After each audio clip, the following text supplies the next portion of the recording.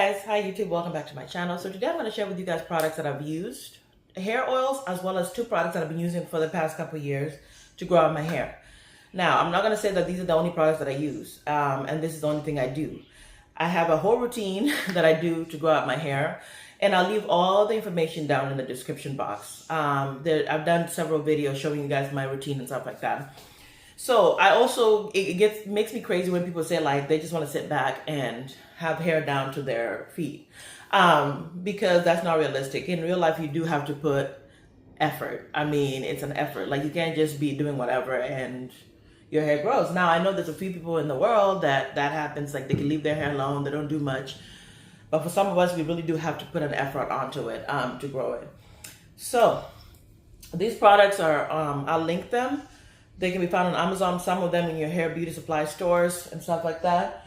So the first one, the good and trusted one, is Jamaican black castor oil. You can also get castor oil. Both of these are thick. The regular castor oil has no smell. Jamaican black castor oil has like a smoky smell. So if you don't like smells, I don't know. You have to mix this product with another oil because it's thick and it's hard to really massage it on by itself. So use like maybe a jojoba oil or other oils like grapeseed oil, whatever, to make it thinner, like I do here. So you guys can see in here I have it. So this has been my go-to for the past couple of years. A lot of YouTubers have talked about it, but it does help with promoting lustrous hair. It hydrates and also soothes skin. So you can use it on your skin, your nails. But I've been using it for my hair, and I've noticed, like, wow, what a difference. Okay. The next one is Biotin oil. I found Biotin oil on Amazon by accident, and I never looked back. I also found this one at Ross. So the Ross is carrying a lot of them, TJ Maxx. They're trying to carry this Biotin oil.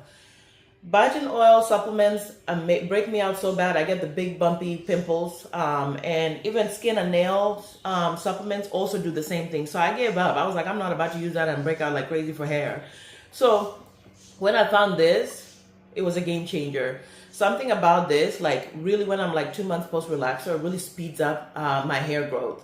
I've just noticed that I put it on. It's not as moisturizing, but it does help with really stimulating. You can feel it on your scalp when you put it on. It does stimulate as you're massaging. You could feel it kind of working. So I really love this. Something about Biotin just keeps your hair stronger, and it helps with hair growth. The next ones are these products right here. Now you're like, why is that in that bottle? This is a vitamin D bottle, but I put all my folic acid in here. I bought folic acid a couple years ago when I was pregnant, and after a while I kind of let it be, and then I came back to it because I remember seeing someone saying that folic acid is really amazing for hair growth, and I'm telling you, it's been a game changer. Like, taking folic acid at least twice a week has made a big difference in how my hair looks. My hair looks shiny, looks strong. It just looks overall healthy. So adding this all together into my hair routine, I've noticed it's really made a difference. So I would recommend folic acid, maybe 250 milligrams, and that's about it. The other one is sulfur 8. Sulfur 8 has been there for ages, and I had it. As you can see, I was halfway. I used to use it, and then I took a break from it, and I came back to it because I was like, oh, I remember that. So I started doing this, mixing it with the Biotin oil, and I'm telling you, it works amazing. The only thing is it does create buildup, and something about sulfur 8 makes your hair slightly itch. I guess that means it's working. It does do that. So if you don't like your hair tingling a bit or kind of itchy a little bit, maybe I don't recommend it. Maybe don't put it, maybe put it once a week only. But I've noticed that. So it does smell really good, and it's a scalp conditioner, but something about these two mixed together, yes, it works really well.